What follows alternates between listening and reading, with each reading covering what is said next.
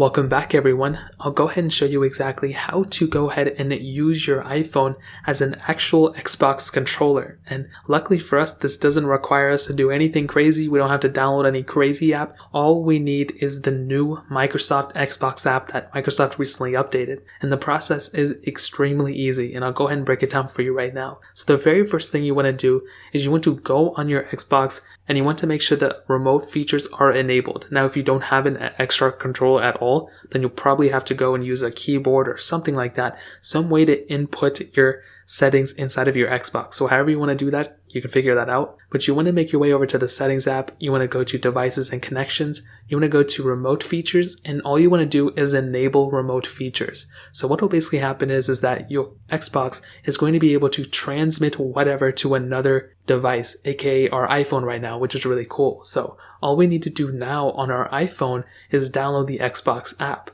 So once we go ahead and download it, and I'll link it down in the description, you can go and download from there. It's a very easy download. It's like a couple 10 or 15, 20 megabytes. I don't know. I don't really care. So once you go ahead and download it, what you want to do is go ahead and open it. And you want to, this is very important, you want to sign into the same exact credentials that you logged into on your Xbox into your iPhone. If you don't do that, it's not going to work. I'm telling you guys right now. So you want to go ahead, log into the same credentials from your Xbox onto your iPhone. And once you go ahead and do that, you'll pretty much come into a page similar like mine. It has a Minecraft thing on the front, but it changes periodically, and you'll pretty much be set and good to go. Now, all you need to do at this point is locate on the top right. You'll see like a little Xbox thing with Wi-Fi signals running off of it. And all you want to do at this point is go ahead and hit that little button, and you'll get these little options down below. Now you want to click on, I think it's the middle option where it says, use as a Xbox remote or something like that. And once you hit on that, you'll pretty much see that the Xbox remote kind of looking thing,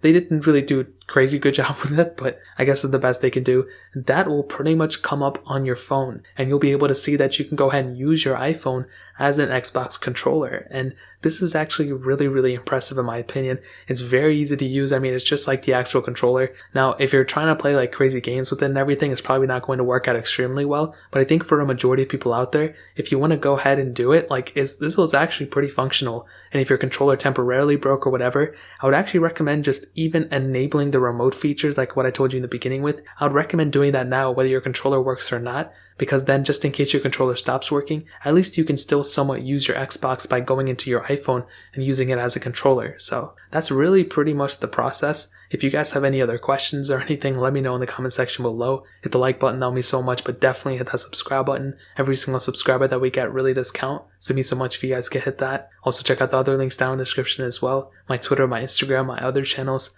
More importantly, everything else of every single one of you guys. Hopefully I'll catch you guys in the next video. Peace out till then.